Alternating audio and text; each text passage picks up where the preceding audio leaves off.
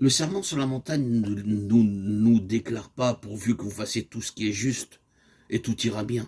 L'homme dira, si quelqu'un me frappe sur une joue, pourquoi dois-je lui présenter l'autre?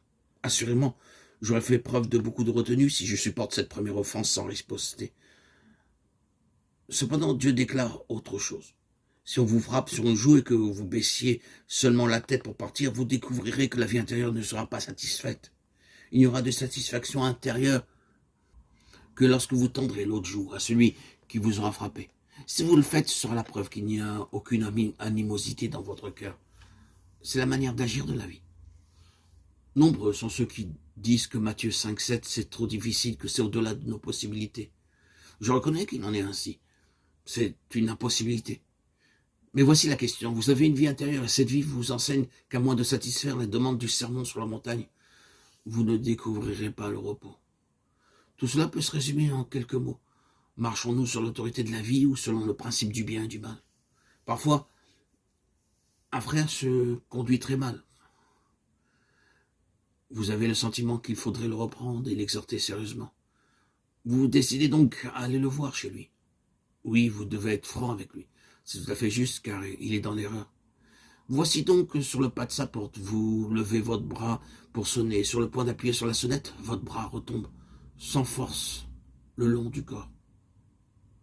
Vous dites alors, n'est-ce pas juste de parler? La question n'est pas de savoir si c'est bien de parler avec lui, mais de savoir si la vie divine qui est en vous vous le permet. Vous pouvez exhorter ce frère, et il peut l'accepter avec courtoisie, en vous promettant de faire ce que Dieu a dit, mais plus vous lui parlez, plus la vie en vous se retire.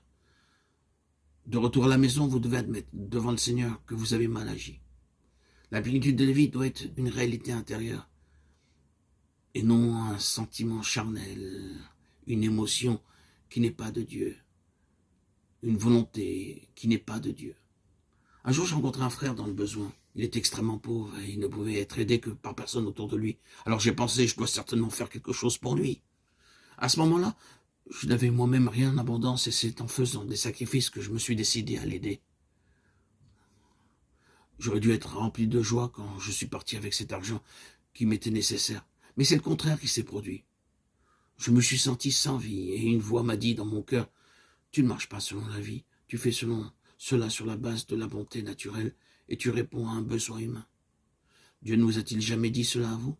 Lorsque je suis arrivé à la maison, j'ai dû confesser mon péché et demander son pardon.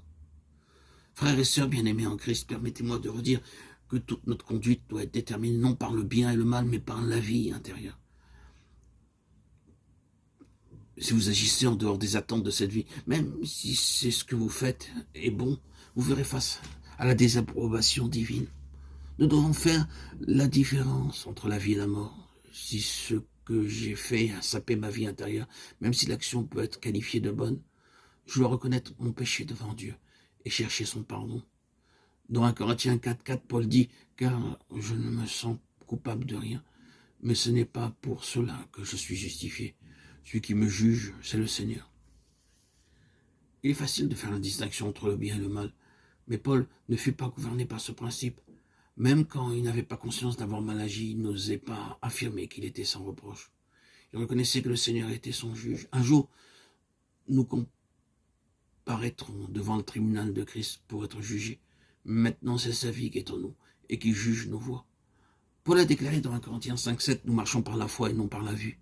Nous ne devons pas rendre des décisions sur la base d'un standard légal extérieur, mais sur la base d'une vie intérieure.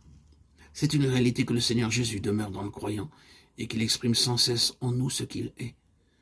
C'est pourquoi nous devons être très sensibles à sa vie et apprendre ce que nous enseigne cette vie.